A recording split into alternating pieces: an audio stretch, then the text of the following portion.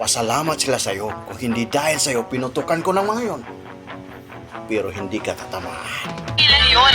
Talaga namang mayayabang ang mga yun eh. Alam mo, nakalimutan kong bagitin sa inyo.